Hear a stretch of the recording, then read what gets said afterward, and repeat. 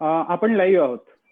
सर्व पत्रकार बंधू आणि भगिनींचं आपण या ठिकाणी प्रदेश काँग्रेसतर्फे आयोजित पत्रकार परिषदेमध्ये स्वागत करत आहोत. आज आपल्याला राज्याचे ऊर्जा मंत्री नितीन राऊतजी या ठिकाणी संबोधित करणार आहेत. मी पुन्हा एकदा काही सूचना महत्त्वाच्या देतो की पहिल्यांदा मंत्री महोदय निवेदन आपल्याला त्यांचं जे आहे ते सादर करतील आणि त्यानंतर प्रश्नांसाठी हे व्यासपीठ खुलं होईल. परंतु त्या प्रश्नांच्या संदर्भामध्ये आपल्याला ज्यांना प्रश्न विचारायचे त्यांनी माझ्या या चॅटमध्ये किंवा माझ्या व्हॉट्सअपवरती आपलं नाव त्या ठिकाणी द्यावं. मी त्यांचं नाव उच्चारीन, त्यांचाच माईक अनम्यूट केला जाईल आणि एकंदरच आपण ज्या पद्धतीनं आतापर्यंत पत्रकार परिषद आयोजित करण्यात आपण करत आहोत त्याच पद्धतीनं हे व्हावं अशी त्यामध्ये इच्छा आहे. सगळ्यांना प्रश्न विचारायची संधी मिळेल अशा तऱ्हेची आमची भूमिका राहील. या संदर्भामध्ये मी आता विनंती करतो आदरणीय मंत्री महोदयांना की त्यांनी आपल्या संबोधनाला सुरुवात करावी. सर्व पत्रकार मित्रांना माझा नमस्कार. सर्वप्रथम मी काँग्रेस पक्षाबद्दल पहिल्यांदा बोलेल की काँग्रेस पक्षानं या करोनाच्या महायुद्धामध्ये कोणकोणती कामं केलीत त्याची माहिती मी आपणास देऊ इच्छितो. देश पातळीवर काँग्रेस पक्षाच्या वतीनं अखिल भारतीय काँग्रेस कमिटीमध्ये कोरोना विरोधी नियंत्रण कक्ष कार्यान्वित करण्यात आलेला आहे. या कक्षाच्या माध्यमातून प्रत्येक राज्यातील जे मजूर कामगार महाराष्ट्रात अडकले आहेत अशा लोकांना मदत करण्यासंदर्भात आम्हाला विनंती प्राप्त होतात. आम्ही परराज्यातील 1,10,000 कामगारांना काँग्रेस पक्षातर्फे मदत केली आहे. राज्यभरात मुंबई उपनगर, पुणे, नागपूर, औरंगाबाद आणि संगमनेर येथे सेंट्रल कंट्रोल रूम आम्ही तयार केलेली आहे. कोरोना प्रभावित 16 जिल्ह्यात काँग्रेसतर्फे हेल्प डेस्क आहे. राज्यातील 100हून अधिक तालुक्यात हेल्पलाईन तयार करण्यात आली. राज्यभरात 32 लाखाहून अधिक नागरिकांना काँग्रेस पक्षातर्फे थेट मदत देण्यात आली आहे. 18,30,000 नागरिकांना अन्नधान्य राशनचे वाटप करण्यात येत आहे. दररोज 60,000हून अधिक लोकांना जेवण दिलं जात आहे. 16,60,000 नागरिकांना औषधे, सॅनिटायझर, मास्क, साबण, सॅनिटरी नॅपकिन्स व गरजेच्या वैद्यकीय साहित्याचे वाटप केलं जात आहे. राज्यभरात विविध आवश्यक ठिकाणी डॉक्टर, पोलीस व वीज कर्मचारी आणि प्रशासनाला 5,000हून अधिक पीपीई किटचं वाटप करण्यात आलं. सांगली, नागपूर, पुणे, मुंबई, रायगड, कोल्हापूर शहरात मोबाईल क्लिनिक 20,000हून अधिक काँग्रेस कार्यकर्त्यांनी या ठिकाणी रक्तदान केलेलं आहे. हेल्पलाईन कार्यरत असून 70,000हून अधिक कॉल प्राप्त झालेले आहेत. 10,000हून अधिक काँग्रेस कार्यकर्ते मदत कार्यात सरकारच्या मदतीला धावून आलेले आहेत. युवक काँग्रेसच्या माध्यमातून 14,517 युवक कार्यकर्त्यांचे रक्तदान झाले आहे. 3,04,000 नागरिकांना जेवण दिलं जात आहे. 1,50,000 नागरिकांना धान्य व रेशन देण्यात येत आहे. 1,50,000 नागरिकांना मास्क आणि सॅनिटायझरचं वाटप होतो आहे. छत्रपती युथ फेस्टिवल, विविध स्पर्धा, मुलाखती आणि सांस्कृतिक कार्यक्रमांचा ऑनलाईन महोत्सव साजरा करण्यात आला. महिला काँग्रेसतर्फे सुद्धा 5 लाख नागरिकांना मदत करण्यात आली. 1,40,000 नागरिकांना धान्याचे किट्स देण्यात आले. दररोज 8,000 नागरिकांच्या भोजनाची व्यवस्था महिला काँग्रेस मार्फत करण्यात येते. 4 महिला डॉक्टरांचा समावेश असलेला हेल्प डेस्क कार्यरत असून ज्या मार्फत 10,000हून अधिक महिलांचे समुपदेशन करण्यात आले. गरोदर स्त्रिया ज्या ठिकठिकाणी आहेत त्यांची काळजी घेण्याचं काम महिला काँग्रेस मोठ्या प्रमाणात करते आहे. महिला काँग्रेसच्या डॉक्टर असलेल्या 4 पदाधिकाऱ्यांनी आपल्या हॉस्पिटल प्रशासनाला देऊ केले, ज्यात आता क्वारंटाईन कक्ष कार्यरत आहेत. आमच्या रायगडच्या महिला काँग्रेसने नागरिकांच्या सोयीसाठी रुग्णवाहिका उपलब्ध करून दिली. नागपूरचे मुन्ना ओझा आहेत, त्यांनी सुद्धा रुग्णवाहिका उपलब्ध करून दिलेली आहे. 2,30,000 नागरिकांना महिला काँग्रेसने वैद्यकीय साहित्याचे वाटप केले आहे. याशिवाय आमच्या सेवादल, एनएसयूआय आणि इतर सर्व सेल मदत कार्यात कार्यरत आहेत. आमचे प्रदेशाध्यक्ष बाळासाहेब थोरात स्वतः जातीने या सर्व बाबींवर लक्ष ठेवतात. दररोज व्हीसीच्या माध्यमातून, फोनच्या माध्यमातून आम्हाला संपर्क करतात. आम्हाला वेळोवेळी व्हिडिओ कॉन्फरन्स घेऊन मार्गदर्शन करत असतात. राजकारण न करता प्रत्येकाला अन्न मिळालं पाहिजे, प्रत्येक मनुष्य हा जिवंत राहिला पाहिजे, हीच काँग्रेस पक्षाची आमची या ठिकाणी भूमिका आहे. मित्रगणो, आपणास आठवत असेल की आमच्या अखिल भारतीय काँग्रेस पक्षाच्या नेत्या श्रीमती सोनिया गांधी आणि श्री राहुल गांधी यांनी वेळोवेळी पत्राद्वारे, आपल्या ट्विटद्वारे सरकारला जागृत करण्याचा कार्यक्रम केला आणि त्याद्वारे त्यांनी लोकांची जी मनं आहेत, लोकांचे जे विचार आहेत, ते शासनापर्यंत पोहोचवण्याचं काम करण्याचा त्यांचा प्रयत्न राहिलाय. आता मी माझ्याकडे जे खातं आहे ऊर्जा खातं, त्याविषयी आपणास सांगेन की जानेवारी 2020 मध्ये ऊर्जा खात्याचा मी कारभार घेतला. जानेवारी ते मिड मार्च पर्यंत 2.5 महिने आम्ही प्रत्यक्ष काम केले असून मागील 1.5 महिन्यापासून लॉकडाऊन अवस्थेमध्ये विभागाचे कामकाज सुरू आहे. एका मोठ्या विभागाचे निर्णय लॉकडाऊन मध्ये असलेल्या अधिकारी कर्मचारी यांच्याकडून काम करणे हा माझ्यासाठी नवाच अनुभव आहे. जानेवारीमध्ये ऊर्जा विभागाचा कार्यभार घेतल्यानंतर या विभागाअंतर्गत येणाऱ्या महानिर्मिती, महापारेषण, महावितरण व अपारंपरिक ऊर्जा विभागाचा आढावा घेतला. या विभागातील विशेषज्ञांशी चर्चा केली. तेव्हा माझ्या लक्षात आले की ही ऊर्जा ही अत्यावश्यक सेवा असून 100% जनतेच्या जीवनातील ती अविभाज्य अशी घटक बनलेली असा भाग आहे. प्रचलित धोरणात सुधारणा करण्याची आवश्यकता आहे. त्यानुसार माझा प्राधान्यक्रम तयार केला, ज्यामध्ये 100 युनिट पर्यंतच्या वापर असणाऱ्या 20 ग्राहकांना मोफत ऊर्जा देणे, ऊर्जा निर्मिती, ऊर्जा वहन व वीज वितरणामुळे जो अनावश्यक खर्च होतो आहे, त्यात अनेक लिकेजेस आहेत, ते कमी करणे व मोठ्या प्रमाणात खर्च कमी करणे, कृषी पंपांना दिवसा सलग 4 तास वीज पुरवठा करणे, सौर ऊर्जा विभागाला प्राधान्य देणे, याशिवाय नवीन वीज जोडणी धोरण ठरविणे, उद्योगधंदे वाढीच्या दृष्टीने मराठवाडा, विदर्भासह उर्वरित महाराष्ट्राला सबसिडी देणे, ऊर्जा विभागात ऑटोमेशन करून ऊर्जा विभागाला ऊर्जावन करण्यासाठी अनेक धोरणे आखली आहेत. यासाठी प्रधान सचिवांच्या अध्यक्षतेखाली समिती स्थापन केली. त्यांचा अहवाल आल्यावर लवकरात लवकर निर्णय करण्यात येईल. दरम्यान या काळामध्ये देशामध्ये आणि जगामध्ये कोरोना विषाणूचा प्रादुर्भावामुळे अद्भुत अशी परिस्थिती उद्भवली असून त्याला आपण सर्वजण सामोरं जात आहोत. गेल्या जवळपास 1.5 महिन्यापासून आपण सर्वजण घरात बसून स्वतःचे स्वास्थ्य राखून कोरोनाचा मुकाबला करीत आहोत. मित्रहो, हा अनुभव आमच्या पिढीला नवीन आहे. मला वाटतं की 1836 मध्ये पहिल्यांदा प्लेग आला आणि त्या प्लेग मध्ये इंग्रजांच्या राजवटीचा तो अनुभव त्या काळच्या लोकांनी घेतला. त्यानंतर 1914 मध्ये की 18 मध्ये आपल्याकडे मलेरियाचा प्रकोप वाढला आणि त्या प्रकोपामुळे त्यावेळच्या काळातल्या लोकांनी अनुभव घेतले.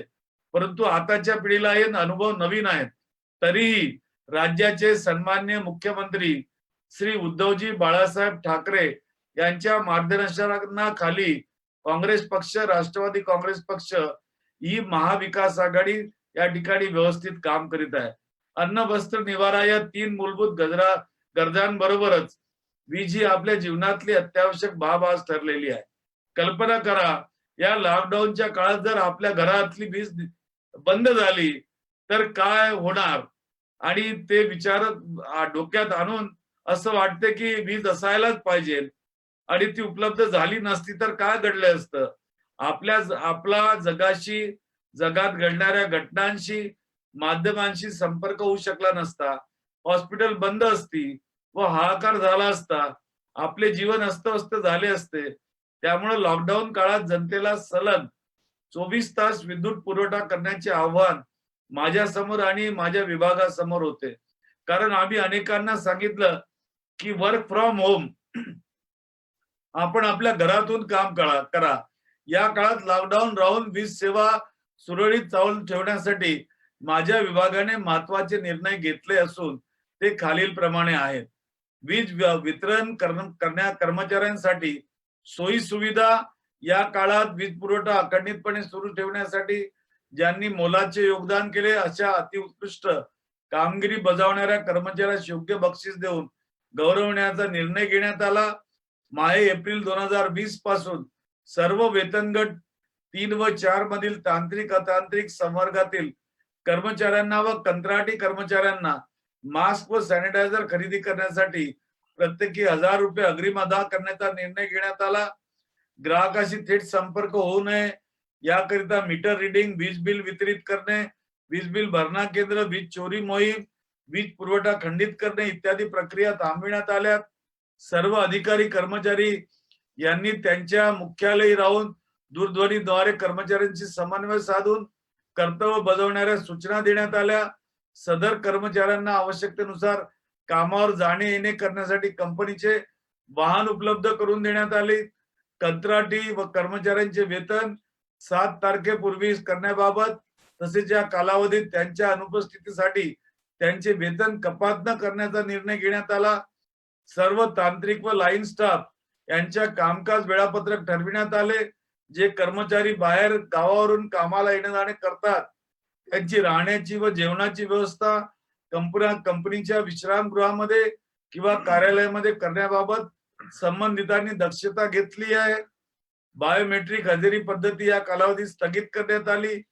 5% प्रशासकीय कामकाज वगळता अन्य स्वरूपाची कामे रद्द करण्यात आली. सर्व कर्मचाऱ्यांचे वेतन विहित वेळेत करण्याबद्दल तसेच माहे मार्च 2020 करण्याबद्दल मध्ये सेवानिवृत्त होणाऱ्या कर्मचाऱ्यांना उपदानाची रक्कम त्वरित अदा करण्याबाबत सूचना देण्यात आल्या. सर्व संबंधितांनी इलेक्ट्रॉनिक माध्यमाचा उपयोग करावा तसे video conference, audio calls, WhatsApp, Twitter, Facebook, email इत्यादीद्वारे वापर दैनंदिन कामकाजात करण्याच्या सूचना देण्यात आल्या. सुरक्षा रक्षक व सफाई कामगार यांना देखील हँड सॅनिटायझर व मास्क उपलब्ध करून देण्यात आले.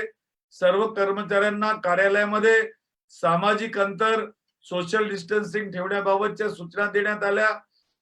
आणि मला अत्यंत आनंद आहे, माझ्या तिन्ही कंपन्यातील कर्मचारी संघटना ज्या पुढं आज सरसावल्या आहेत.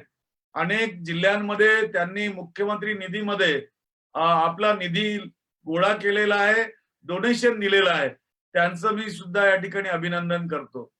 वीज दर कपातीबद्दल तीनही वीज कंपन्या व वीज नियामक आयोगामध्ये समन्वय साधून वीज दर कमी करण्याबाबत प्रयत्न करण्यात आले. या प्रयत्नांना शेवटी यश मिळून राज्याचे विजेचे दर कमी झाले आहेत. राज्याचे वीज दर सरासरी 60% कमी करण्यात आले आहेत. वाणिज्यिक व औद्योगिक दर येणाऱ्या 5 वर्षामध्ये वापर आकारानुसार सुमारे 10 ते 15% कमी करण्यात आलेले आहेत. तर घरगुती विजेचे दर हे वापर आकारानुसार 5% एवढे कमी करण्यात आलेले आहेत. औद्योगिक व व्यावसायिक वीज ग्राहकांना वाढीव वीज वापरावर 75 पैसे प्रति युनिट सवलत राहणार आहे. औद्योगिक व व्यावसायिक ग्राहकांवर पुढील 3 महिने स्थिर आकार लागू होणार नाही. कृषी ग्राहकांना कोणती वीज दरवाढ करण्यात आलेली नाही. सोलार रूफटॉवर वापरणाऱ्या ग्राहकांना कोणताही अतिरिक्त भार नाही. राज्यातील अदानी, टाटा, बेस्ट व महावितरण या चारही कंपन्यांचे दर कमी करण्यात आले आहेत. जनतेला ग्राहक सेवा देण्यासाठी जे आवश्यक आहे त्यापेक्षा ही मान्यता अधिकची आहे. सौर ऊर्जा ग्रीड सपोर्ट 4.0 केला आहे. त्यामुळे सौर ऊर्जा क्षेत्राला प्रोत्साहन देणे शक्य होईल असा प्रयत्न चाललेला आहे. महापारेषण व महाजेनको कंपन्यांनी सुधारण्यासाठी खूप मोठा वाव देण्यात आलेला आहे. कोरोना विषाणूच्या पार्श्वभूमीवर महाराष्ट्र शासन अनेक उपाययोजना करत असलेल्या पार्श्वभूमीवर वीज दर कपात ही मोठी उपलब्धी असून त्यामुळे राज्यातील उद्योग व व्यवसाय वृद्धीसाठी मोठा हातभार लागणार आहे. आणि लॉकडाऊन उठल्यानंतर तर त्याचा मुळातच निश्चितपणे आपल्याला फायदा होणार. उद्योग व्यवसाय वृद्धीसाठी आम्ही प्रोत्साहन देण्याचं काम या ठिकाणी करतो आहोत. राज्यातल्या या उद्योग वाढीसाठी मराठवाडा विदर्भासाठी देण्यात आलेली सबसिडीचा कॅप वाढविण्यासाठी तसेच उर्वरित महाराष्ट्रासाठी देखील पॅकेज देण्याबद्दल आम्ही प्रयत्न करीत आहोत. महत्वाचे म्हणजे या काळात पवन व सोलर व महाजेनकोच्या सर्व ऊर्जा कंपन्यांचे थकीत बिल या कालावधीत दिले आहेत. तसेच जे कंत्राटी कर्मचारी आहेत त्यांना देखील पगारापोटी निधी उपलब्ध करून दिला आहे. पंतप्रधान नरेंद्र मोदी यांनी 3 एप्रिल रोजी भारतीय जनतेला आवाहन केले की 5 एप्रिल रोजी रात्री 9 वाजता लाईट बंद करून 9 मिनिटांसाठी दिवे लावा, कॅन्डल टॉर्चचे फ्लॅश मारा, ही घोषणा होताच मी महाराष्ट्र राज्याचा विद्युत मंत्री म्हणून विद्युत ग्रीड स्थिरतेच्या दृष्टिकोनातनं एक आव्हानात्मक परिस्थिती विचार करून वीज क्षेत्रातील तांत्रिक तज्ञांशी चर्चा केली. विशेषतः सध्या सुरू असलेल्या कोरोना साथीमुळे सुरू लॉकडाऊनमुळे महाराष्ट्रातील औद्योगिक मागणीवर त्याचा परिणाम झालेला आहे. लॉकडाऊनमुळे महाराष्ट्रात विजेची मागणी आधीच कमी झाली आहे. या पार्श्वभूमीवर मी तांत्रिक तसेच त्यानंतरच्या देश पातळीवरच्या आव्हानात्मक समस्यांवरही चिंता व्यक्त केली. पॅन इंडिया तत्वावर दिवे बंद केल्यास मल्टी स्टेट इलेक्ट्रिसिटी ग्रीडमध्ये बिघाड होण्याची शक्यता असल्याची भूमिका महाराष्ट्र राज्यातर्फे मी घेतली. या परिस्थितीमुळे मेजर ग्रीडमध्ये बिघाड झाल्यास ट्रिपिंग वाढीस कारणीभूत ठरू शकतील, ज्यामुळे हा बिघाड सामान्य स्थिती देण्यासाठी 72 तासांपेक्षा जास्त वेळ लागू शकतो. महाराष्ट्रातील या भूमिकेला NLDC व इतर बऱ्याच राज्यांनी मान्यता दिली. महाराष्ट्राच्या वरील भूमिकेची दखल सोशल व प्रिंट माध्यमांनी घेतली आणि त्यानंतर केंद्रीय पातळीवर ग्रीड स्थिरतेच्या मुद्द्यावर चर्चा झाली, बैठका झाल्या. स्वतः केंद्रीय ऊर्जा मंत्र्यांनी माझ्याशी संपर्क साधला आणि 4 एप्रिलला केंद्रीय मंत्र्यांनी जारी केलेल्या आदेशात केवळ दिवे बंद करण्याची सूचना करण्यात आली. दिनांक 5 एप्रिल रोजी मी तिन्ही वीज कंपन्यांचे संचालक यांच्याशी व्हिडिओ कॉन्फरन्सद्वारे संवाद साधून सद्यस्थितीतील ग्रीडच्या परिस्थितीचा आढावा घेतला. सर्व जनरेटिंग स्टेशन विशेषतः हायड्रो सोर्स, कोयना जनरेशन इत्यादी, gas power station, transmission line, distribution network आणि पॉवर सिस्टीमची अलाइड उपकरणे सहज व कोणत्याही व्यत्ययाशिवाय काम करतील. जनरेशन, ट्रान्समिशन, वितरण व राज्य भारनियमन केंद्राच्या सर्व अधिकारी आणि 40,000हून अधिक तांत्रिक कर्मचाऱ्यांना उत्तम प्रयत्न करून महाराष्ट्रात विद्युत पुरवठा सुरू ठेवण्यासाठी कठोर परिश्रम घेण्याचे निर्देश देऊन मार्गदर्शन केले. इतकेच नव्हे तर रविवारी रात्री 9 वाजता महाराष्ट्रातील विजेची मागणी 11,410 मेगावॅट इतकी होती. ती रात्री 9:09 99-99-31 MW वर आली. या 9 मिनिटांच्या कालावधीत 1,479 मेगावॅटची घसरण झाली. ग्रीड फ्रिक्वेन्सी ही 50.18 ते 50.23 हर्ट्जच्या बँड मध्ये स्थिरावली. यामुळे महाराष्ट्रात ब्रेकडाऊन, फिडर ट्रिपिंग आणि ग्रीड यांच्यात कोणताही तांत्रिक बिघाड झाला नाही. महाराष्ट्राने तत्पर आणि वेळेवर दाखवलेल्या सावधगिरीमुळे केंद्रीय पातळीवर विचारविनिमय करण्यात आले. समूहरित्या आणि समन्वय साधून केलेल्या उपाययोजनामुळे महाराष्ट्रातच नव्हे तर देशात यशस्वीरित्या विद्युत पुरवठा सुरळीत झाला आणि मोठी आढी टळली. अशा प्रकारे महाराष्ट्रानं संपूर्ण देशातील वीज क्षेत्र व अभियंता यांच्या समोर एक अनन्य साधारण उदाहरण घालून दिले. या कालावधीत मी स्वतः VC वर उपलब्ध होतो. जे आमचं ज्या ठिकाणी वीज वितरण प्रणाली बघितली जाते त्या ठिकाणी मी उपस्थित राहून स्वतः याला देखरेख केली आणि मला धन्यवाद देऊ इच्छितो आहे मी की आमचे 22,000च्या वर कर्मचारी त्या 5 एप्रिलला कामावर होते सकाळपासून रात्रीपर्यंत आणि त्यांनी उत्कृष्ट काम केलं. लॉकडाऊन कालावधीमध्ये वाणिज्यिक व औद्योगिक वीज वापराचा स्थिर आकार 3 महिने न घेण्याबद्दलचा निर्णय घेण्यात आला. औद्योगिक व वाणिज्यिक वापरासाठीचे बिल 3 महिन्यापर्यंत ते आकारण्यात येणार नाही, कारण या कालावधीमध्ये सर्व कंपन्यांचा वीज वापर बंद राहतील असे गृहीत धरण्यात आले. मात्र अत्यावश्यक सेवा देणाऱ्या ज्या कंपन्या सुरू राहतील त्यांचा वापर आकारानुसार बिल आकारण्यात येईल. घरगुती वापराच्या बिलाचे मीटर रिडिंग घेण्यात येणार नाही. मागील महिन्याच्या सरासरी बिलावरून वीज देयक तयार करण्यात येईल. मार्च महिन्याचे बिल 15 मे पर्यंत तर एप्रिल महिन्याचे बिल 31 मे पर्यंत भरण्याची सवलत देण्यात आली आहे. फ्रँचायझी कंपन्यांनी सुद्धा त्यांच्या भागातील वीज पुरवठा सुरळीत ठेवण्यासाठी खबरदारी घ्यावी. भिवंडी, मुंब्रा, कळवा, मालेगाव येथील 3 खासगी वितरण फ्रँचायझी कंपन्यांसोबत कालच मी व्हिडिओ कॉन्फरन्सच्या माध्यमातून आढावा घेतला. रमजान, उन्हाळा आणि आगामी पावसाळ्याच्या पार्श्वभूमीवर फ्रँचायझी कंपन्यांची पूर्वतयारी, नियोजन आणि कृती आराखडा तयार करावा. त्यासाठी फ्रँचायझी कंपनी तयार राहावे असे निर्देश दिले. तसेच राज्याला सुमारे 5,500 मेगावॅट इतका अखंड वीज पुरवठा करणाऱ्या IPP बरोबर चर्चा करून त्यांचे प्रश्न समजून घेऊन त्यांना सहकार्य करण्याची शासनाने तयारी केली आहे. या व्यतिरिक्त नागपुरामध्ये आज जी परिस्थिती या ठिकाणी आहे त्याचं सुद्धा नागपूरचा पालकमंत्री या नात्यानं आपणास सांगणं अत्यंत कर्तव्य आहे समजतो मी माझं. पॉझिटिव्ह केसेस आज 133 आहेत. डिस्चार्ज आफ्टर ट्रीटमेंट 40 आहेत. डेथ केसेस फक्त एक आहे, एकमेव. ऍक्टिव्ह केसेस 90 आहेत. सिम्प्टोमॅटिक केसेस 18 आहेत. असिम्प्टोमॅटिक केसेस 72 आहेत. इनॅक्टिव्ह केसेस 02 आहेत. आणि सद्यस्थितीत 8 ठिकाणी क्वारंटाईन सेंटर कार्यान्वित असून तेथे सद्यस्थितीत 1,141 लोक विलगीकरणात आहेत व 1,081 लोकांनी आज पाहतो आपला विलगीकरणाचा कालावधी पूर्ण केलेला आहे. अशा रीतीनं या ठिकाणी काम करत असताना मी आपल्याला सांगेन की नागपुरामध्ये जो खाद्याचा पुरवठा आहे तो सुद्धा व्यवस्थित सुरू आहे. शहरामध्ये आम्ही अंत्योदय धारकांना त्या कार्डावरून त्यांच्या त्या ठिकाणी अन्न पुरवठा केला. ऍडिशनल किट्स वाटप त्या ठिकाणी केलं. अनेक लोकांनी आम्हाला दान दिले आहेत. जवळपास 4,21,00,000 देणगी निधी आम्हाला प्राप्त झाला आहे. वस्तूच्या रूपात ज्या देणग्या आल्या त्या 1 कोटीच्या आहेत. आणि अशा रीतीने आम्ही या ठिकाणी काम करत आहोत. आणि स्वतः या ठिकाणी जे जिल्हा खनिज प्रतिष्ठान आहे त्या प्रतिष्ठानचा अध्यक्ष म्हणून मी त्या ठिकाणून जवळपास 28,19,26,26,157 रुपये या कामासाठी दिले. आणि नागपूर आज संपूर्णपणे नियंत्रणात आहे मित्रहो. आणि अशा पद्धतीने आज आम्ही या ठिकाणी काम करतो आहोत.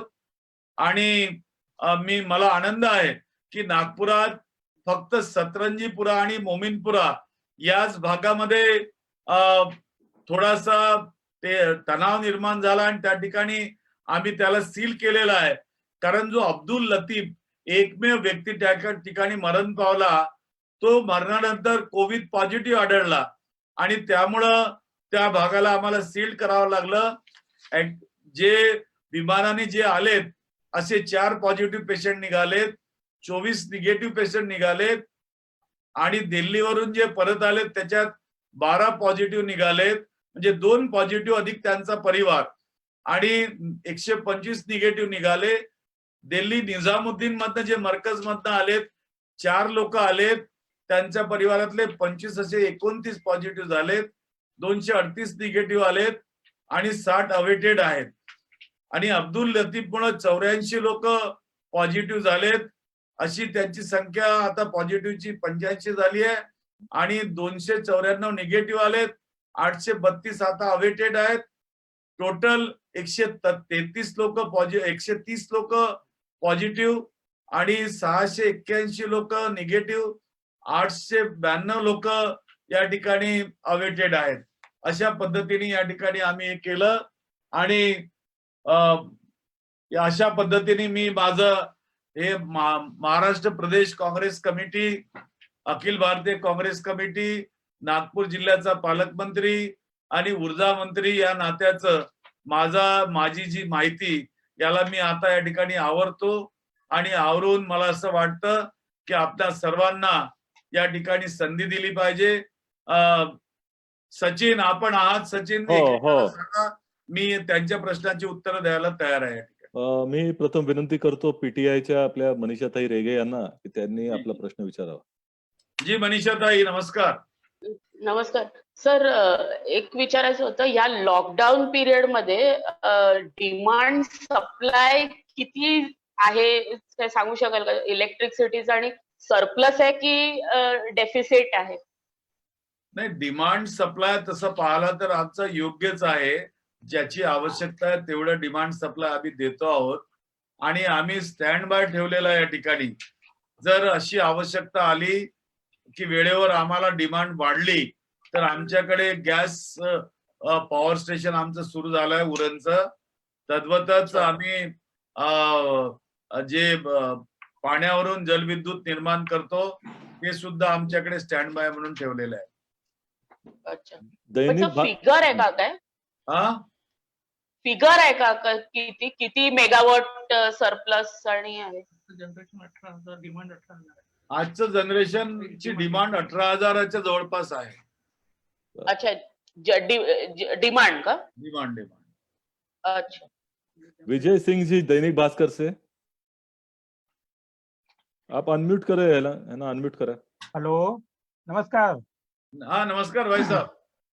मैं ये जानना चाहता हूँ 3 मई को लॉकडाउन खत्म होने की डेडलाइन है, तो आपको लगता है नागपुर में ऐसी स्थिति है कि 3 मई को वहाँ लॉकडाउन खत्म किया जा सकता है? हमारी कोशिश तो चल रही है. हम जिस ढंग से क्वारंटाइन करके टेस्टिंग को हमने बढ़ा दिया है यहाँ पर, उससे हमारी कोशिश है 3 मई तक के हम लॉकडाउन को खत्म करें. लेकिन परिस्थिति नजर नहीं आ रही. वैसे देखते हैं 3 मई तक के अगर हम पूरा कंट्रोल कर सके तो हम निश्चित रूप से लॉकडाउन को समाप्त करेंगे, वरना उसको आगे बढ़ाना पड़ेगा.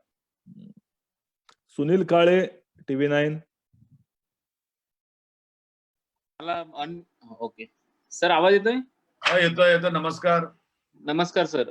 मला 2 प्रश्न आहेत. एक तर तुम्ही केंद्राकडे पॉवर सेक्टरसाठी काही डिमांड केली आहे, तर ती किती कोटी रुपयांपर्यंत अपेक्षित आहे, हा एक प्रश्न आहे. आणि दुसरा प्रश्न, उद्धव ठाकरेंच्या आमदारकी संदर्भात राज्यपाल ज्या पद्धतीने म्हणतायत की अजून त्यांनी निर्णय घेतला नाही, तर तुम्ही इलेक्शन कमिशनला काही रेकमेंडेशन करणार आहात का निवडणुकीच्या संदर्भात? पहिला प्रश्न आपला जो आहे की आम्ही केंद्राकडे पैशाची निधीची मागणी केली आहे का, तर खरं पाहिलं तर वीज कंपन्या संपूर्ण तोट्यात आज सुरू आहेत. कारण वसुली अजिबात शून्य आहे आणि या परिस्थितीत आमची आर्थिक स्थिती एकदम कोलमडलेली आहे. तर आम्ही केंद्रीय मंत्र्यांशी चर्चा करत असताना केंद्रीय मंत्र्याला सांगितलं त्या ठिकाणी आम्ही की आम्हाला फायनान्शियल हेल्पची गरज आहे, नंबर 1. नंबर 2, इलेक्ट्रिसिटीला तुम्ही एसेन्शियल कम्युनिटी म्हणून डिक्लेअर करा, जेणेकरून NDRFच्या याच्यामध्ये आमच्या विजेचा समावेश होईल त्या ठिकाणी आणि आम्ही वीज पुरवठा सुरळीत ठेवू शकू.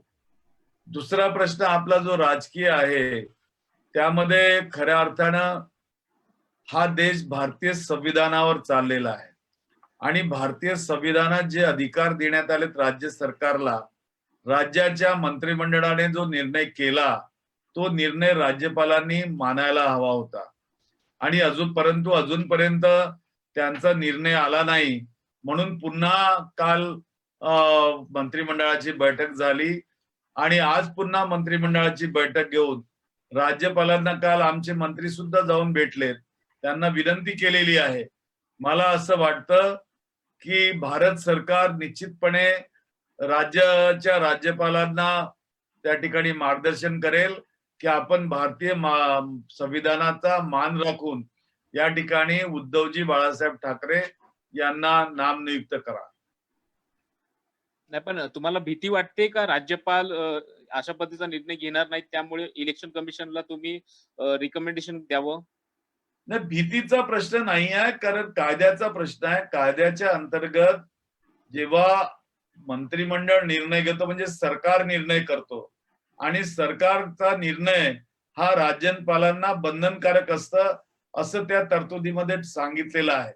आणि असं असताना आपल्या महाराष्ट्राचे सन्माननीय राज्यपाल याला अजूनपर्यंत मान्यता देत नाही, याचाच अर्थ त्यांना कुणीतरी पाठीमागून वेगळ्या अर्थानंच या ठिकाणी सरकार चालवायला सांगत आहे असा होतो.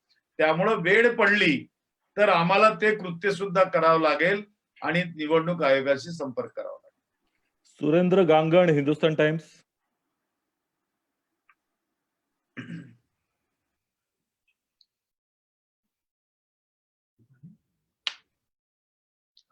बोला, तुमचा अनम्यूट करा आवाज. मी त्यांना अनम्यूट करतोय पण बहुतेक ते हे केले, ते लेफ्ट झाले. मला आवाज येतोय. येतोय सुरेंद्र. आले. सुरेंद्र आहेत का? हो नमस्कार. हा नमस्कार नमस्कार. काय मित्रा काय म्हणता सांगा. मनीष सर यांनी विचारलेला प्रश्न थोडासा परत विचारतो मी तुम्हाला की आपलं ऍव्हरेज जे असतं म्हणजे जेव्हा लॉकडाऊनच्या आधीचं ऍव्हरेज जनरेशनचं काय असतं, आपलं कन्झम्पशनचं ऍव्हरेज काय असतं आणि लॉकडाऊन मुळे सर्व उद्योग जे आहेत ते ठप्प झालेले आहेत. तर त्यानंतर जे आपली कन्झम्पशनची जी रिक्वायरमेंट होती, गरज जी होती ती किती खाली गेली आणि 20 तारखेपासून आपण काही प्रमाणात परत उद्योग सुरू केलेले आहेत, तर त्याच्यावर किती फरक पडेल याचे थोडे आकडे दिलेत तर आम्हाला बरं होईल. नाही आता कसं झालं की लॉकडाऊनच्या कालावधीमध्ये काही अटी शर्ती घालून उद्योग जरी सुरू करण्याविषयीच्या सूचना केंद्र सरकारने दिलेल्या आहेत आणि त्याची अंमलबजावणी करण्याच्या दृष्टिकोनातून आम्ही सगळ्या औद्योगिक संघटनांशी संपर्क साधून आहोत आणि त्यांना सांगितलं की तुम्ही तुमच्या कारखान्याचा आराखडा तयार करून कुणाला कुठं परवानगी पाहिजे काय पाहिजे ही माहिती द्या, त्यानुसार आम्ही काम करू. परंतु उद्योजकच स्वतःहून पुढे येत नाही आहेत. आमच्याकडे जर उदाहरण पाहिलं नागपूरचं, तर नागपूरची बुटीबोरी आणि MIDC येथील इंडस्ट्री अजून सुरूच झाल्या नाही आहेत. परंतु तरीही आम्ही VC वरती सगळ्या कंपन्यांशी बोलून आम्ही तयारी त्या ठिकाणी ठेवली आहे. काय असतं की जी जनरेशन कंपन्या आमच्या ज्या आहेत ज्या कोळशावर चालतात, त्या कोळशावरच्या जनरेशन कंपन्या यांना सुरू करायला उशीर होतो. म्हणून तात्काळ जर वीज पुरवठा करायचा असेल तर जलविद्युत पुरवठा किंवा वायू विद्युत पुरवठा यातून आम्ही करतो. आज जे आहे आजची मागणी ते 20 ते 22 हजारापर्यंत जानेवारीमध्ये मागणी होती. ती लॉकडाऊनच्या काळात 12,000 ते 14,000 MW इतकी झाली आणि आताची मागणी 18,000ची आहे MW ची. प्रमोद सुनसुनवारजी, फ्री प्रेस जर्नल. हा ठीक. अनम्यूट करा. नितीनजी, पहिला प्रश्न आहे की तुम्ही जी तक्रार दाखल केली होती अर्णब गोस्वामी यांच्या विरुद्ध, जी साधारणतः आमचा अनुभव असा की राहुल कुलकर्णींच्या विरुद्ध तक्रार मुंबईत दाखल झाली तर त्यांना मुंबईत आणण्यात आलं. अर्णबच्या विरुद्ध तक्रार नागपुरात असताना मात्र ती तक्रार मुंबईत का शिफ्ट करण्यात आली आणि अर्णबला नागपुरात का नेण्यात आला नाही? सरकारचे दोन्हीकडे वेगवेगळे निकष दिसतात. एक लक्षात घ्या की हा निर्णय राज्य सरकारने घेतला नाही आहे. हा निर्णय देशाच्या उच्चतम न्यायालयाने घेतलाय, सुप्रीम कोर्टाने. आणि सुप्रीम कोर्टाने तो निर्णय घेतल्यामुळं राज्य सरकारला तो बंधनकारक ठरलेला आहे. मी विनंती करतो आता आपले विवेक भावसारजींना, त्यांनी प्रश्न विचार. विवेक नमस्कार. नमस्कार. नितीनजी, एकच प्रश्न होता. कृषी पंपांना दुपारी वीज पुरवठा होत नाही अशा अनेक तक्रारी आहेत. आता आपण किती तास त्यांना वीज पुरवठा देतो आहोत आणि पुढचं प्लॅनिंग काय आहे? नाही, कृषी पंपांना आम्ही तसं पाहिलं तर रात्रीला वीज देतो आहोत या ठिकाणी. अजून दिवसा वीज देण्याचा आमचा प्रयत्न आहे, परंतु लॉकडाऊन काळामध्ये आधीच आमची आर्थिक हानी झालेली आहे आणि आर्थिक हानी झाल्यानंतर दिवसा वीज देण्यासाठी आम्हाला अनेक उपाययोजना करावं लागणार. त्यासाठी कर्मचारी कामावर पाठवावं लागतात, नवीन आम्हाला ट्रान्सफॉर्मर्स लावावं लागतात नवीन कॅपॅसिटीचे, आणि त्याच्यामुळं किंचितसा थोडासा त्रास आहे. परंतु लॉकडाऊन उठल्यानंतर त्यावर प्रयत्न करू शकू आम्ही. सध्या तरी आम्ही दिवसाला 8 तास आणि रात्रीला 10 तास असा वीज पुरवठा त्या ठिकाणी देत आहोत. धन्यवाद. अभिषेक पांडेजी.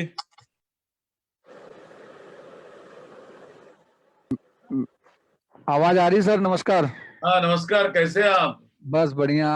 आप भी सकुशल रहिए क्योंकि नागपुर में बहुत ज्यादा केसेस है मुंबई की तरह. जी, सवाल ये है मेरा कि पहला तो आपने जो आंकड़ा दिया था कि जब प्रधानमंत्री ने लाइट बंद करने का जो कहा था 9 मिनट के लिए 10 मिनट के लिए, उसमें काफी कम खपत हुई थी. आप भी लगातार संशय कर रहे थे कि कहीं ग्रिड फेल न हो जाए जी कितना एक साथ लाइन बंद करने में. वो एक बार हिंदी में वो आंकड़ा कितना कम उस दिन लाइट कंजम्पशन था. दूसरा सवाल ये है कि इस समय में खासकर शहरी इलाके में जो टाटा है, रिलायंस है, अदानी है, इन सब जगहों को जो बिजली बिल की दर है वो कितना कम करने के लिए अप्रोक्सीमेट कहा गया है सरकार की तरफ से, या कितना उन्होंने कम किया है, ताकि कॉमन मैन जो अभी भर नहीं पा रहा है, जो बैठा है, उसके लिए किस तरीके से करे? देखिए, आपने जो पहला सवाल पूछा उसमें जो बिजली की जो 9 बजे जो हमारे पास डिमांड थी रात को, वो 11,410 मेगावाट थी। और रात को 9:09 जब पूरे हुए तो वो 9,931 मेगावाट पर स्थिर हो गई है।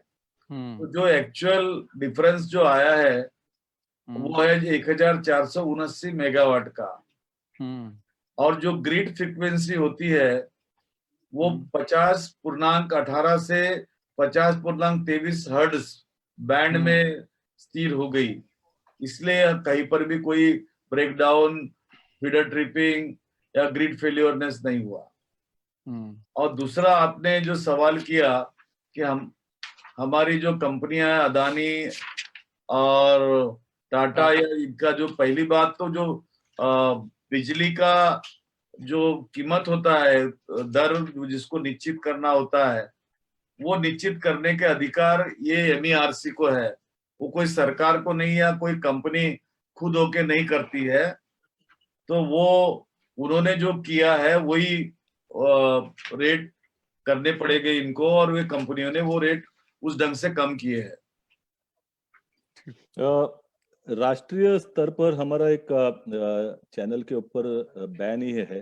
हम लोग कोई पत्रकार परिषद में उनको यहाँ सम्मति नहीं देते कि वो शरीक हो, लेकिन हमारे मंत्री महोदय जी ने कहा है, क्योंकि रिपब्लिक टीवी के कोई पत्रकार यहाँ जुड़ी है, तो उनका प्रश्न हम लेते हैं।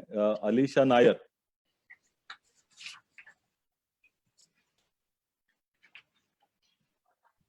नमस्ते, आवाज आ रही है सर आपको? नमस्कार, आ रही जी। नमस्ते सर। सर एक्चुअली आपके जो केस को लेकर जो आपने नागपुर में फाइल की है, फिलहाल उसी को देखते हुए सर कई सवाल जो है वो सामने खड़े हो रहे हैं, क्योंकि एक तरफा जहां पर आपने ये कहा कि अर्नब गोस्वामी का जो आपने जो क्लिप देखा था, जिसको देखते हुए जो FIR दर्ज की गई है, उसी क्लिप को पहले बताया गया था कि वो अपने घर पर देखा था। और जो दूसरी सप्लीमेंट्री जो आपने दी है, उस सप्लीमेंट्री में आपने बताया है कि अपने ऑफिस में वो जो ऑफिस में देखा था। तो सर इसी को देखते हुए काफी सवाल खड़े हो रहे हैं। मेरा दूसरा सवाल ये है कि आपने जो टाइमिंग बताई थी, वो टाइमिंग 5 से 11 है। अब कई ऐसे प्रश्न जो खुद हमारे सामने आ रहे हैं कि कहीं ना कहीं पर खुद नितिन राउत जी एक तरफा जहां पर आप ये कह रहे हो कि अपने घर पर देखा था, और दूसरी ओर सप्लीमेंट्री में कह रहे हैं ऑफिस में देखा था। दूसरी ओर आपने कहा कि 5 से 11 बजे तक का समय है जहां पर आपने देखा हुआ था। जाहिर सी बात है 50 मिनट का पूरा जो शो देखा था, जिसमें 50 सेकंड का क्लिप आपने सामने रखा है, पर 12 से अपने 5 से 11 का समय कहाँ है? क्योंकि ना 5 बजे, ना 6 बजे, ना 8 बजे का। तो सर इन सब चीजों में जरा आप कुछ जवाब दे पाओ तो। नहीं, आपने इस बात का कंफ्यूजन करना म्यूट नहीं। करा जरा पहिल्यांदा था। कंफ्यूजन इस बात का बिल्कुल मत कीजिए आप। हमने जो कुछ भी वहां लिखा है सच लिखा है। घर पे देखने के बाद हम एक मंत्री भी है और साथ में एक पार्टी के प्रदेश के कार्याध्यक्ष भी है। उस नाते हमारी पार्टी की जो यंत्रणा होती है वो हमको क्लिपिंग्स भेजती है। तो पहले मैंने घर में देखा, वो भी सच है, और बाद में जो देखा वो क्लिपिंग देखी है मैंने, और वो क्लिपिंग ही मैंने पुलिस स्टेशन में जो कंप्लेंट की है उस कंप्लेंट में मैंने डाली है। आप तो सही देखा जाए तो संविधान का आर्टिकल 19(1) आपने पढ़ा होगा, जिसमें विचार और अभिव्यक्ति की स्वतंत्रता दी गई है। कहीं पे भी असीमित या बेलगाम होने लायक कोई बात नहीं कही गई। उस पर 6 तरह की पाबंदियां है। अर्नब जी ने उसका उल्लंघन किया है। मैं अर्नब जी का बहुत सम्मान करता हूँ, बहुत सीनियर जर्नलिस्ट है वो, और उन्होंने काफी अच्छे ढंग से अभी तक मीडिया को संभाला।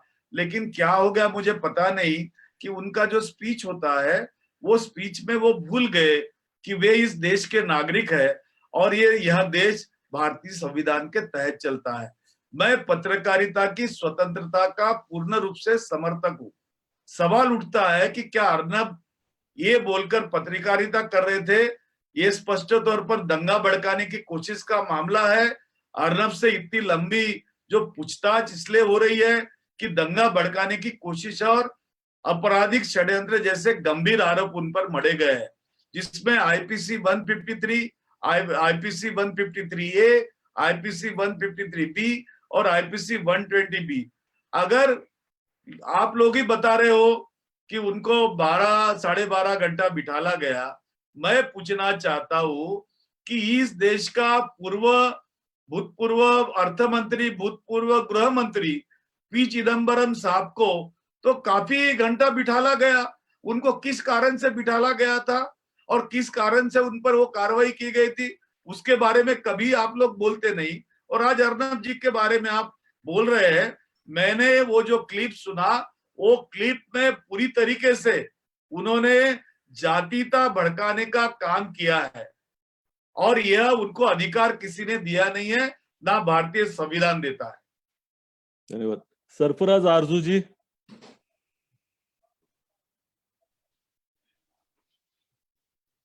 हमारी आवाज आ रही है आपको? हाँ जी हुजूर, आदाब आदाब, आपको रमजान की हार्दिक मुबारक। सरफराज जी, आपका आवाज अनम्यूट करा त्यांना। हाँ हेलो सरफराज जी आवाज आ रही? सरफराज जी स्वतःला म्यूट करून घेतात स्वतःला। 1 मिनिट। आप मत कुछ करो सरफराज जी, हमारे यहाँ से अनम्यूट हो जाएगा आपका। नाही ते बहुतेक लेफ्ट झालेत, अनम्यूट होत नाही त्यांचा। इकबाल अंसारी जी ने गया, इकबाल अंसारी इनकलाब। इकबाल भाई, रोहन इकबाल अंसारींना कर। हो कर। हाँ नमस्कार सर। हाँ आदाब आदाब, अस्सलाम वालेकुम। मैडम कैसे हैं? बहुत शुक्रिया सर आपको, और आपको भी मुबारक। सर जी 2 क्वेश्चन थे। एक तो ये कि जो जिस तरह से कुछ मुंबई वगैरह में आपने बोला एमएससीबी और बेस्ट के जो कंज्यूमर्स है उनको 200 यूनिट तक, पहले तो 100 यूनिट था, फिर अजित दादा पवार साहब ने 200 यूनिट तक का फ्री देने का अनाउंसमेंट किया है। उसी तरह क्या भिवंडी और मुंब्रा के जो बिजली सप्लाई वो कंज्यूमर्स है वहाँ पे ये प्राइवेट कंपनी है टोरेंट पावर सप्लाई, तो क्या उन्हें भी 200 यूनिट तक की बिजली फ्री दी जाएगी? और दूसरा भिवंडी के लिए कुछ स्पेशल पैकेज का, जैसे कि वहाँ के एमएलए ने भी डिमांड किया था कि स्पेशल पैकेज वहाँ के लिए कुछ दिया जाएगा क्या? पहली बात तो ये है कि मैंने 100 यूनिट फ्री करूंगा और उसके लिए मैंने कमेटी हमारे प्रधान सचिव की अध्यक्षता में बनाई थी। 3 महीने बाद हमको अपना अहवाल सबमिट करने वाली थी, लेकिन बीच में लॉकडाउन है और लॉकडाउन के वजह से ना अहवाल आ पाया, ना उस पर कोई निर्णय हुआ है। लॉकडाउन समाप्ति के बाद उस पर निश्चित रूप से निर्णय होगा। लेकिन अजित दादा पवार जी ने कभी भी हम इतना यूनिट देंगे या नहीं देंगे इसके बारे में जिक्र नहीं किया और मैंने सुना नहीं। जहां तक भिवंडी का सवाल है, भिवंडी में बिजली अच्छे ढंग से देने का काम करेगी और हमने जिम्मेदारी ली है वो भिवंडी को बिजली सप्लाई करने का, और हम करेंगे। सरफराज आरजू जी। हाँ हेलो, अब आवाज आ रही है मेरा? सरफराज जी आदाब। आप अपने आप को अनम्यूट अनम्यूट कर रहे हैं आप सरफराज जी, आ रहा है क्या? हाँ आ रही है। हाँ बताइए। हेलो आदाब सरफराज। सरफराज जी आप खुद को अनम्यूट मत कीजिए, हम लोग यहाँ से कर देंगे। बोलिए सर। उसके कोई प्रोजेक्शंस हैं क्या आपके पास? इसके रेवेन्यू डेफिसिट जो होगा, डिमांड में कमी की वजह से जो रेवेन्यू डेफिसिट होगा सरकार का, उसके नहीं, देखिए कि बहुत बड़ा कितने हजार करोड़ का या कितने करोड़ का जो है नुकसान होगा? नहीं, आपदा तो बहुत बड़ी आई है। अभी हमने जो कर्जा उठाया जी, कर्जा 6000 करोड़ का हमने उठाकर लोगों का जो बिल चुकता करना था वो चुकता किया है। वक्त आया तो हम और भी कर्जा उठाएंगे और हमारे पास उसके लायक स्थिति भी है और हम उसको कर रहे हैं। लेकिन जो मेरी अध्यक्षता में 3 कंपनियों का जो डायरेक्टर है फाइनेंस का, उनको हमने सूचना दी है ऑलरेडी कि आप इसका अध्ययन करके कितना हम पर आर्थिक भार पड़ेगा उसकी जानकारी दे. धन्यवाद. बहुतांश सगळ्यांचे प्रश्न झालेले आहेत. आज मी आभार व्यक्त करतो प्रदेश काँग्रेस. आभार व्यक्त करण्यापूर्वी एक गोष्ट लक्षात घेतली पाहिजे की महाराष्ट्र सरकार जरी चांगल्या पद्धतीने काम करत असलं तरी ते काम करत असताना शेवटी पैसा लागतो आणि पैशाशिवाय आपण काय करू शकत नाही. आज केंद्र सरकारने जेवढं धान्याचा पुरवठा करायला पाहिजे तेवढा केला नाहीये. महाराष्ट्राच्या हक्काचे जीएसटीचे ग्रँट इन एडचे जे अनुदान आहे ते रोखून धरलेले आहे. जीएसटीचा कायदा पास केल्यानंतर स्टेटला जे आर्थिक स्त्रोत उभं करण्याचे अधिकार संपले. आवाज येतो माझा? येतो बोला. आणि लॉकडाऊन मुळे ना आमच्याकडे स्टॅम्प ड्युटी, रोड टॅक्स किंवा वॅट एक्साइज सगळं काही संपलेलं आहे. अशा परिस्थितीमध्ये आमच्या राज्याच्या उपमुख्यमंत्र्यांनी केंद्राला पत्र लिहून विनंती केली आहे की त्यांनी आमची परिस्थिती समजावी आणि आम्हाला या ठिकाणी आमचा जो हक्काचा निधी आहे तो तात्काळ द्यावा. परंतु आतापर्यंत तरी तो निधी या ठिकाणी आलेला नाही. आपल्या माध्यमातून मी पुन्हा एकदा केंद्र सरकारला या संबंधी विनंती करतो. एक प्रमोद चुंचुवारजींचा प्रश्न आहे, त्यांना जरा शेवटचा प्रश्न आपण घेऊ. नितीनजी, दोन महत्वाचे प्रश्न आहे. एक तुमच्या जिव्हाळ्याचा विषय आहे, तुम्हीच मागणी केली होती विदर्भ मराठवाडा वैधानिक विकास मंडळ त्यांना मुदतवाढ देण्याची मागणी आपण केली होती आणि उद्या शेवटचा दिवस आहे. तर मात्र अजून मंत्रिमंडळाने काही निर्णय घेतला असं आमच्या वाचनात आलेलं नाही. तर त्याची वस्तुस्थिती काय असेल हा पहिला प्रश्न. आणि दुसरा प्रश्न, पहिल्यांदा राज्यपालांकडे मंत्रिमंडळाने ठराव पाठवल्यानंतर पुन्हा दुसऱ्यांदा ठराव का करावा लागला? पहिल्या ठरावात काही त्रुटी होत्या का? आपला जो पहिला प्रश्न जो आहे विदर्भ मराठवाडा आणि उर्वरित महाराष्ट्राच्या विकास मंडळाबद्दल, तर त्या मंडळाच्या अध्यक्षांनी आणि त्यांच्या समित्यांनी अजून राजीनामे दिलेले नाही आहेत आणि जोपर्यंत त्यांचे राजीनामे देण्यात येत नाही तोपर्यंत पुढची कारवाई होऊ शकत नाही. दुसरी जी मुदत 30 एप्रिल पर्यंत संपली आहे ही जरी संपली असली तरी आम्हाला त्याच्यानंतर मुदतवाढीसाठी पुन्हा कॅबिनेट पुढे जाऊन कॅबिनेटचा प्रस्ताव पास करून तो राष्ट्रपतींकडे राज्यपालांच्या माध्यमातून पाठवता येतो. हा पहिल्या प्रश्नाचं उत्तर आहे. आणि दुसऱ्या प्रश्नामध्ये की राज्यपालांना इतका अवधी देऊनही राज्यपालांनी आणि त्यांना मंत्रिमंडळाचा निर्णय बंधनकारक असतानाही त्यांनी तो निर्णय त्या ठिकाणी दिला नाही. त्यामुळं मंत्रिमंडळाने फेर त्याच्यावरती मान्यता घेतली मंत्रिमंडळाची आणि राज्यपालांकडे स्वतः जाऊन मंत्रिमंडळाच्या सदस्यांनी त्यांना निवेदन केलं की आपण मंत्रिमंडळाने दिलेली मान्यता यास मान्यता प्रदान करावी. आता बॉल राज्यपालांच्या कोर्टात आहे. धन्यवाद. झी न्यूजचे अब्बास आहेत. अब्बास जी, अब्बास भाई है क्या आप? अब्बास भाई दिसत नाहीत सर. अब्बास भाई नाहीये. त्यांचा मेसेज आला. ठीक आहे, काय हरकत नाही. सर्वांनी आपला वेळ दिला त्याबद्दल धन्यवाद. आणि मी विशेष आभार मानतो की राज्याचे ऊर्जा मंत्री नितीन राऊतजींनी प्रदेश काँग्रेसच्या विनंतीला मान देऊन या ठिकाणी पत्रकार परिषद घेतली आणि आपल्या सर्वांच्या माध्यमातून जनप्रबोधन तर केलंच, परंतु राज्य सरकार काय करतं आहे याची माहिती देण्याचा प्रयत्न केला. मी सगळ्यांचे धन्यवाद देतो. यानंतर ऑफिशियल हे बंद करावं असं मी जे लाईव्ह